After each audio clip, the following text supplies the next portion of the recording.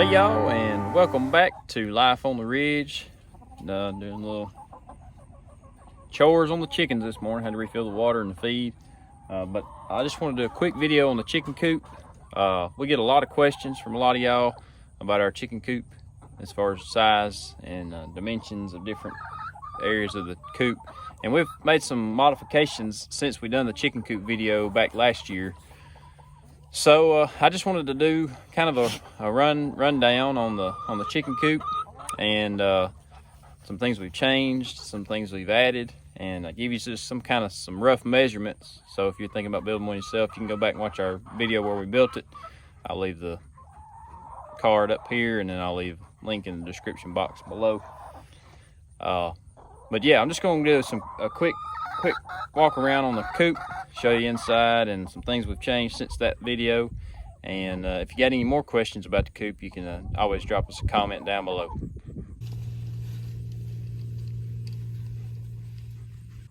All right, so this main board that runs on the bottom, the length of the coop, is 12 feet long.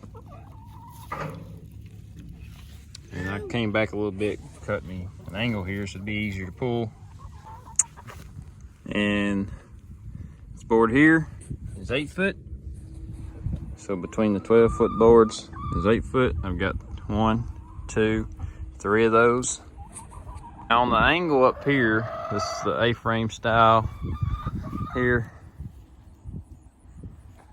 That angle is roughly 35, 40 degrees. It's not quite 45 degrees where these two come together. And from the peak here, all the way down to here is just over 7 feet. On these A-frames, I got 1, 2, 3, 4, and then the one on the back, 5. Now because at the top, I have this board here that just kind of helps tie all these A-frames together. It does lower the headroom a little bit, but you've got about 5 feet 6 inches of headroom. I'm 6'1", and I do have to duck, but it's not too bad. And I do have just some boards cut here, no specific length or whatever, just to add some bracing. I've got one of those on all 4 corners. One thing that I would probably recommend is this 2x4 in the center. I would turn it this way instead of it being the 2x4 this way. Turn it this way. That way there's a gap, because a lot of times when I pull the coop, that'll drag. So I would turn that so that it doesn't get hung on anything.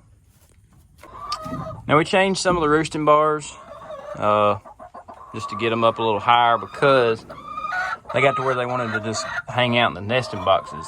So we got the roosting bars higher, and put a top on the nesting boxes so they couldn't stand on the sides and roost right there. I added these boards here on the side. Got one on both sides so that I could get my waterer on one side and my waterer, and then my feeder. So I could have them one on each side. And all I'm using is a ratchet strap for both of them. It's just simple, easy to use, easy to adjust the length. And I just tied onto that main beam on the top. Of course, we had the solar light. It quit working, and really honestly, I didn't really see the need of keeping it, because we'll just let them do their own thing naturally. So I added that over there, and that is our oyster shell. I'm pretty sure that was a box that I got some chocolate covered almonds in. Yeah, I know. My wife gets on me about keeping stuff, but hey, it works. I just cut the side out of it, put a few screws in it, and that's what I keep the oyster shell in. Didn't have to buy nothing, and reduce, reuse, recycle, right? And speaking of just using things you got on hand, I actually just used a stick up here you know, because, I mean, it's just a coop. It was a stick I found laying at the edge of the woods. Actually, was cutting some, we was cleaning up, and so I used that stick to go across here because I didn't have a board, and I didn't want to go buy a board. So that worked perfect. This is just some old lumber I had laying around. Stuck it up there, and it works good. On this door, there's really no specific right or wrong way of doing it. I just went as high as I could because I wanted it fairly wide. And if I would have went up any taller, it would have been a narrower door. So some of this I didn't really plan. I just kind of went with it as we built. But just to give you an idea, that is a 24-inch wide door. The door is 24 inches wide. And it's about 46 inches tall. Now I did change. I put a little piece of PEX pipe on the rope here, and I made it just a little bit longer so I could step into it and pull. In case I had my hands full or had something in my hands, I could just step into it, put it behind my back, and just start pulling with my back, and I can still have my hands free. One modification I do plan on making is the wheels. I want to put some bigger wheels on the front so it's gets it up off the ground. We have not had any issues with predators, so I'm gonna get some bigger wheels to put on the front to make it just a little bit easier to pull, get it up off the ground just a little bit more. And from the original build, I added this. This is a piece off of a ridge vent, piece of metal ridge vent, ridge cap, like what's up on top of the house. And I just cut it, screwed it to the back, and siliconed it because rain was coming in here. And if we had a real hard blowing rain, it would come in here and then get into my nesting boxes. And I didn't want to do that.